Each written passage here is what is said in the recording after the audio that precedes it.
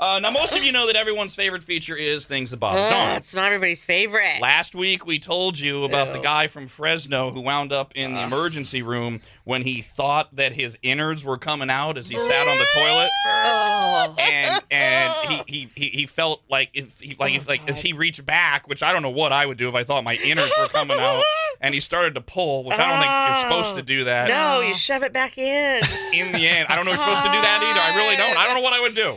Dawn said she would crawl out to a friend's car and sit there on all fours as she was driven to the hospital, which I'd love to be in the ER to see that. Don't touch it. Just shove it back in. Oh, God. Remember, it turned out to be a 5.5-foot-long tapeworm. Oh, my God. The guy had a daily sashimi habits, a salmon sashimi in particular, and they just pieced them together. That's got to be it. So, you know what? That night, a friend of mine's like, hey, we're getting Thai food. Do you want me to bring you some by?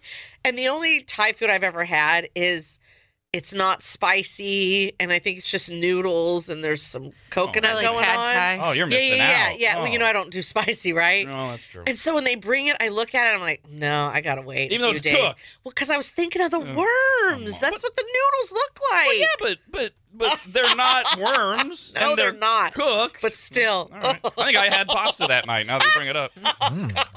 With that story comes the report that raw fish consumption is on the rise across the world amid the soaring popularity of sashimi. And infections are also increasing, obviously in poorer areas due to improved sanitation, but cases are also skyrocketing in developed countries because when more and more people are eating it, there's just a level of attrition and lack of quality, etc.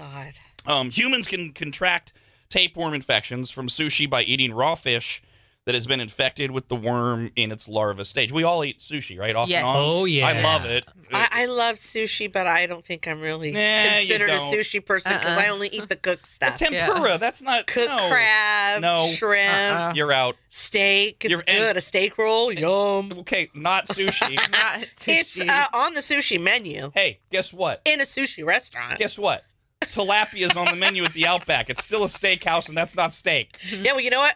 Of all of us here, I ain't getting a worm. Right, you're right. The way you're eating it. When I heard this story, I was super concerned because one of my favorite things at sushi is hamachi nigiri, which is like a yellowtail, a yellowtail tuna. Yeah. And so I thought, oh no, is this the fish that I like? So I went quickly to the Google cave to find out is this what I eat? But I don't think it matters. Has it turned you off to salmon? Oh no! I think I went to sushi like the day after that story was reported. Oh, God. You know what? I forget boy. now in the story because it was so gross. Were there symptoms leading up to it or it just like hit him? Well, for him, it hit him, but in the moment it started with the bloody butt stuff, and then so he was on the toilet. He's like, why do I have Montezuma's revenge? And then he felt like his innards were coming out. But prior to that, no, he's just walking around fine. Oh, Jesus. In fact, and to a couple points made there, Brandon's right. That case was sashimi salmon, but it doesn't matter because it can happen with all raw fish. When fish eat tapeworm eggs, the hatching larvae attach themselves to the intestinal wall of the fish, and then the worms infect the fish flesh. And because sashimi of any kind is not cooked, the larva can then, in turn, transfer to the flesh of any human. See, it's not safe. What are you guys doing? Oh my delicious. God. We're rolling the dice. It's safer than driving. Once a human is infected, then the tapeworm grows inside the intestine. Now, to Dawn's point, it can survive for years and go undetected for weeks or months. Oh, my gosh. You guys could have one now. We could. Probably. Any one of us could. And in turn, it could be releasing its own eggs that will infect other parts of the human body. All right.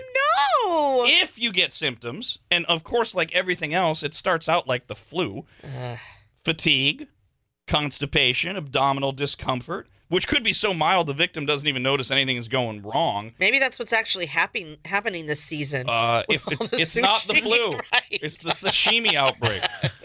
If larva then is it larva or larvae? Anybody care? It's larva, right? Larva, Yeah. whatever. If they begin to migrate to other parts of your body, then they can start to eat away at your liver, Oh, my gosh. your eyes, your heart, Ew. your brain. Can you Oh, go my. get scanned for this? Can you go to your doctor and say, I eat a lot of raw sushi?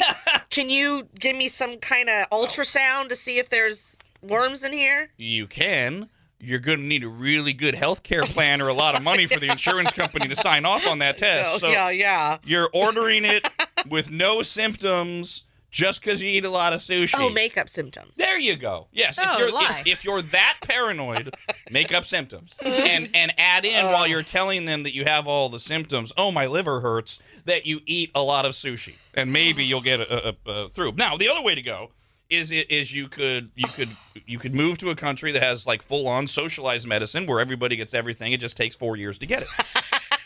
Your liver's half eaten by the time you get it tested. It's only half. Oh, God. You can survive on half a liver.